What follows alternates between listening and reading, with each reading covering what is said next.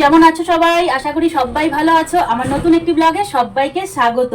তো কাল রাত্রের থেকে তো বৃষ্টি হচ্ছে, থামার কোনো চান্স নেই। আজকে সকাল থেকে ধরো বৃষ্টি হচ্ছে, তোমাদেরকে তো দেখালামই। মানে এখনো হালকা ঝিরিঝিরি বৃষ্টি পড়ছে, তো তার মধ্যে ফুলগুলো উঠে আনলাম। আর ছেলে চলে গেছে স্কুলে, বর চলে গেছে দোকানে, তো বাবাও চলে গেছে মানে বরের দোকানে। আর বর যাবে একটু মার্কেটের জন্য, বাবা দোকানটাতে বসলো। আর এখন যে আমার ভাতটা হয়ে গেছে, ভাতটা উপর দিয়ে দিছি। তারপরে তো রান্না বাড়া পড়ে আছে, সংসারের কাজ পড়ে আছে, এখনো কিচ্ছু হয়নি। আর অনেকটা বেলাও হয়ে গেছে। আর বরমশাই নিয়ে আসছিল যে আজকে মাটন। তো আজকে হবে বৃষ্টিতে মাটনের লাল লাল ঝোল। মানে আকাশের পরিস্থিতি তো ধরো সেরকম অন্ধকার অন্ধকারই হয়ে গেছে। যদি ধরো কমার হতো তো একটু বেলা হলে কিন্তু আকাশটা ধরো একটু পরিষ্কার হয়ে যেত। মনে হয় না বৃষ্টি কমবে, তো বৃষ্টি ওদিকে হতে থাক, আমার কাজ আমি করতে থাকি।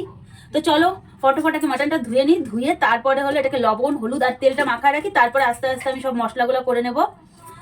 তারপরে তো সংসারের কাজ সারাদিন পড়েই আছে। মানে এই যে রান্নাঘরে ঢুকছি সে সকাল 8টার থেকে, তারপরে তো ধরো রাত্রি 10টা পর্যন্ত চলবেই। এখানে অল্পটুকু আসি, ঘরে সংসারের কাজ করি, দোকানে যাই, এই করেই একটা মেয়ের মানে মহিলার সারাদিনের সংসারের কাজ চলতেই থাকে। তো চলো ফটাফট কাজগুলো করে নিই। তো এখন টাটা। আর এখন দেখো আমি এই মাটনটা ধুয়ে নিচ্ছি।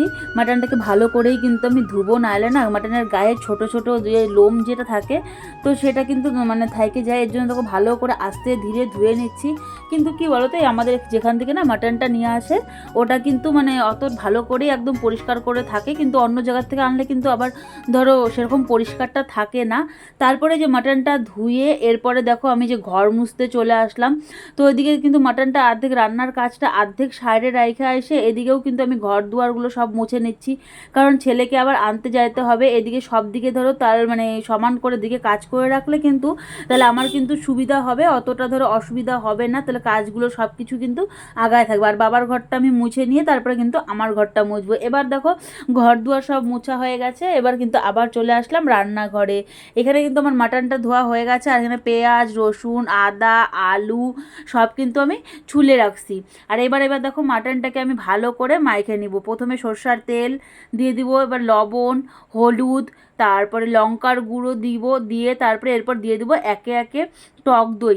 আর টক দইটা আমি একটু 2 চামচ দিলাম। তারপরে দিয়ে দেবো পেঁয়াজ কুচা, আর দিব আদা রসুন আর পেঁয়াজ হলো পেস্টটা দিয়ে ভালো করে কিন্তু আমি মাটনটাকে মাখবো। আর জানো তো এই মাটনটা হাতে যত মাখা হয় তার মানে স্বাদটাও কিন্তু দ্বিগুণ হয়ে যায়।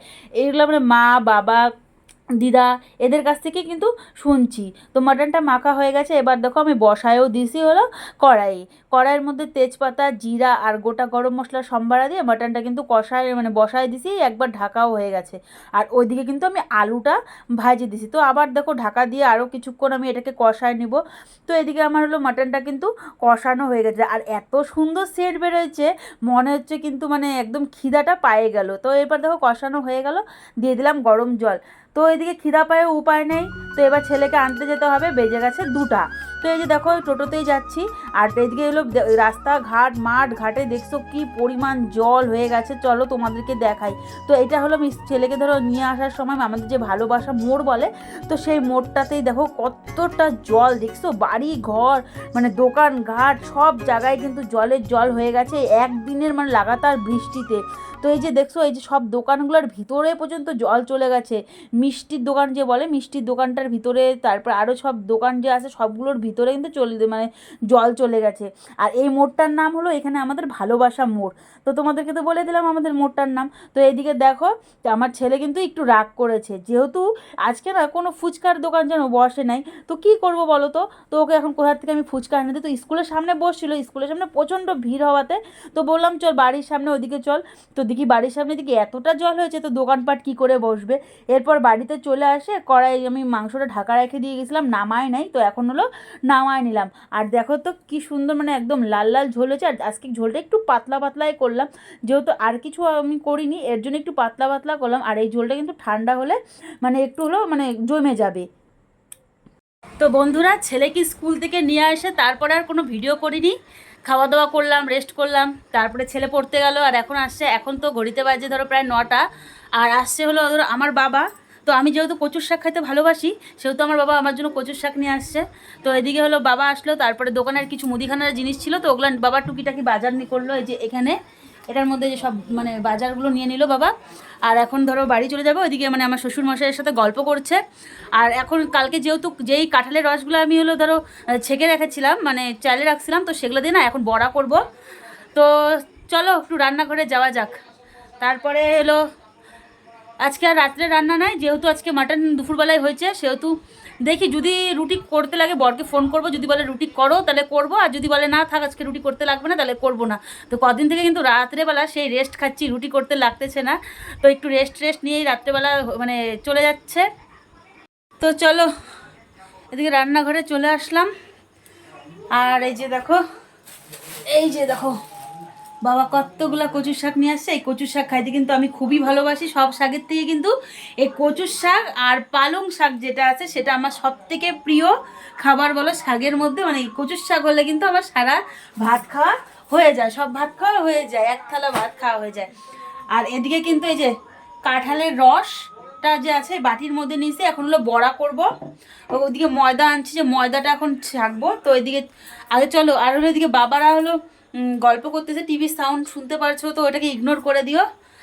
আর এখন তাহলে চলো বড়াটা করে নিই তাড়াতাড়ি ঝটাপট, আর যদি শেয়ার করতে পারি শেয়ার করব। তো এই যে দেখো এবার আমি কাঁঠালের বড়াটাকে এই যে ছাড়বো।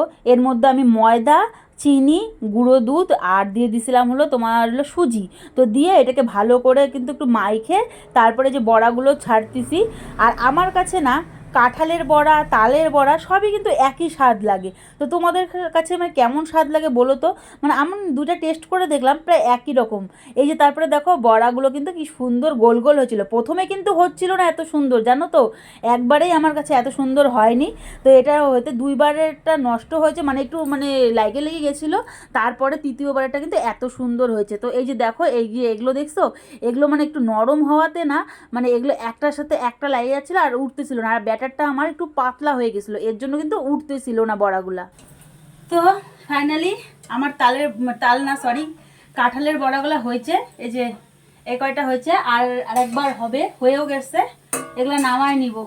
তো প্রথমে তো পুরা এসে হচ্ছিল, নরম হয়ে গেছিল জন্য আমি আবার চিনি, মানে চিনিটা কম হচ্ছিল জন্য আমি আবার চিনি দিছি। তো চিনি যেই দিছি আবার, তো জলটা না ছাইড়ে গেছে। তো হলো জল ছাড়িয়ে দিলে পাতলা হয়ে সব লাগে ধরতেছিল। তারপরে আবার একটু তোমার হলো মানে ওটা কি বলে সুজি দিছি, সুজি দিয়ে আর একটু টাইট করে এবার করলাম। তো এগুলো উঠায় নি তাড়াতাড়ি। হ্যাঁ, তো দেখো যে রেডি হয়ে গেছে কাঁঠালের বড়া। তো দেখছো কি সুন্দর হয়েছে, তো খাইতেও কিন্তু ভালোই হয়েছিল। তো আজকের ভিডিওটি তাহলে এইটুকুই, দেখা হবে একটি অন্য ভিডিও নিয়ে। ততক্ষণ তোমরা ভালো থেকো, সুস্থ থেকো, হ্যাঁ আমার চ্যানেলটিকে সাবস্ক্রাইব করো।